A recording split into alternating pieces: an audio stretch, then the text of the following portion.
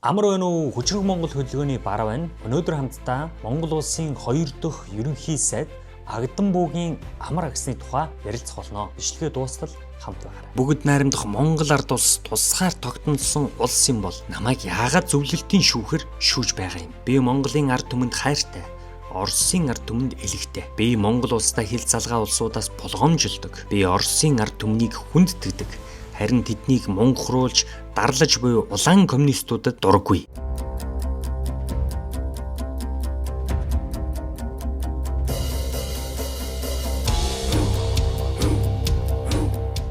Агдам буугийн амар нь 1886 онд Түчээд хан аймгийн Эрдэнэ дайчин вангийн хошуу, одоогийн Булган аймгийн Хангал сумын нутагт тайж Агдам буугийн гэрт мэндэлсэн. Чингисийн өр, Тулав эзний өр, Баян-мөнх Даян хааны отхон хүү Гэрсэн жалаар хунтаажийн залгамжир Алтан ургийн Агдам буу тайжийн голомт залгасан ганц хүү. Гонгор нэртэй байсан бөгөөд 1910-ад оны сүүлчээр өвдөж лам багш амар хэмээн нэрийг нь сольсон. Эцэг Агдам буу тайжийн сахилын нэр Ананд тул Анандын амар гэдэг. 1941 оны 7 дугаар сарын 10 Ардын хувьсгалын 20 жилийн ойн баяр наадмын өмнөх өглөө Монгол улсын 2 дахь ерөнхий сайд Агдам буугийн амар зөвлөлтийн шоронд цаазын ял сонсож байжээ.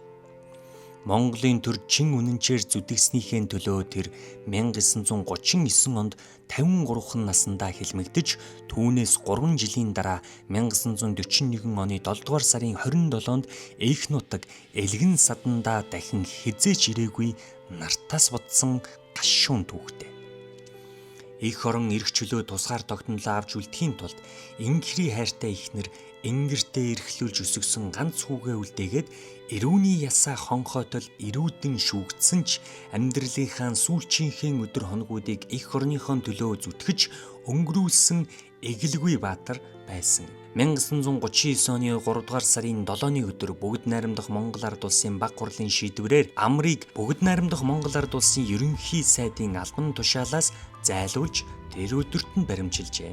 Амрыг бүгд найрамдах Монгол ард улсын засгийн газрын удирдлагаас зайлуулах ба баримтлах шийдвэрийг бүгд найрамдах Монгол ард улсын дотоод явдлын яам Берията тохиролцсон байж. Байцаалтын үеэр баримжлагчдыг хайр найргүй зодож жанжиж байсан ба тийм л аргаар бүгд найрамдах Монгол ард улсад хувьсгалын эсэргүү байгууллагад оролцож байсан гэдэг мэдүүлгийг тэднээс гаргуулжээ. 1939 оны 8 дугаар сард баримжлагчдыг Читээс Москвад хүргэж мөрдөн байцаалтыг үргэлжлүүлэхдээ мөн л зодож жанжих, хоолыг нь хасах мэтээр хууль ёсыг бүдүүлгээр зөрчиж байжээ.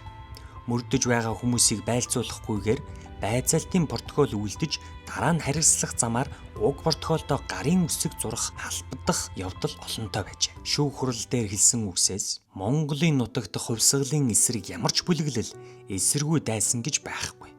Эсэргүү гэгдэгсэд бол коммунистуудын хууль бус мөрдлөг хүн ёсноос ангид яргаллыг тэсгэ болиодол хэрэг хүлээсэн хүмүүс. Тэд хувьсгалын эсэргүү огтхонч биш. Тэдний ихэнх нь эх орноо гэсэн чин сэтгэлтэй улс. Том гүрэн жижиг улсыг эзэрхийлэхдээ удирдагчдыг нь баримтжилдаг нь дандаа тохиолддог явдал. Зөвлөлт холбоот улс Монгол улсыг тусгаар улс гэж байгаа ч хэрэг дээрээ мөн л ингэж хандаж байгаагийн бодит жишээ нь би өөрөө болоод байна. Амар сайд хэлэхдээ бүгд найрамдах Монгол ард улс тусгаар тогтнолсон улс юм бол намайг яагаад зөвлөлтийн шүүхэр шүүж байгаа юм? Би Монголын ард түмэнд хайртай. Оросын ард түмэнд элэгтэй. Би Монгол улстай хил залгаа улсуудаас болгоомжилдог. Би Оросын ард түмнийг хүндэтгдэг. Харин тэднийг мунгахруулж, дарлаж буй улаан коммунистуудад дурггүй. Хэмээсэн нь түүний сүүлчийн үг байжээ. Төр нийгмийн нэр зүтгэлтэн ерөнхий сайд Агдам буугийн амар агсны хэргийг хянан үзсний үндсэн дээр 1956 онд түүнийг цагаатгах тухай зөвлөлт холбоот улсын ерөнхий прокурорын мэдэгдэл Монгол улсад ирсэн байна. Энэ мэдэгдлийн дагуу амрыг 1962 онд бүгд найрамдах Монгол ард улсын ардын их хурлын тэргүүлэгчдийн шийдвэрээр цаатгажээ. Аж хүү нэргүй хэвлэлд өгсөн ярилцлаганда өвөөг минь их дөлгөөхөн хүүхдэд хайртай хүн гэдэг байсан. 13 дугаар зууны үеийн ботийг амар сайд бичсэн гэж түүхэнд үлдсэн байдаг. Өвөөх ганцаарнгийн хорионд хэмтэж уулзуулдаггүй байсан юм билээ. Тухайн үеийн нийгмийг аюулаас хамгаалах яам буюу одоогийн тагнуулын ерөнхий газрын дор хорж байгаад зөвлөлт холбоот улс руу үлдсэн гэв. Зөвлөлт рүү ажигдахаас өмнө эмээ дээл хувцас хүргэж өгөх гэж жадтай буутай харгалзагчийн хараанд үг дуугарч чадалгүй. Уулзаа түүнээс хойш уулзуулаагүй юм блэ хөрх. Хөөрхийн өвөг минь харийн шоронд 3 жил хорж 1941 оны 7 дугаар сарын 10-ны наадмын өглөө цаазын ял тулгасан юм блэ. Монголын түүхэнд ийм хар хэлэгмэдүүлэлтийн сүудэр дахин битгий тусаасан. Багш шавийн барилгатай гэж хэлэх нь битгий хэл ах トゥ наранд хүртэл зүгтэж байсан тийм хүнд үе байсан. Өвөг хэлмэгдүүлэхдээ гэр орон мал ахуйг нь бүгднийг хурааж аваад эмээ минь гудамжинд очих газаргүй үлдсэн гэдэг.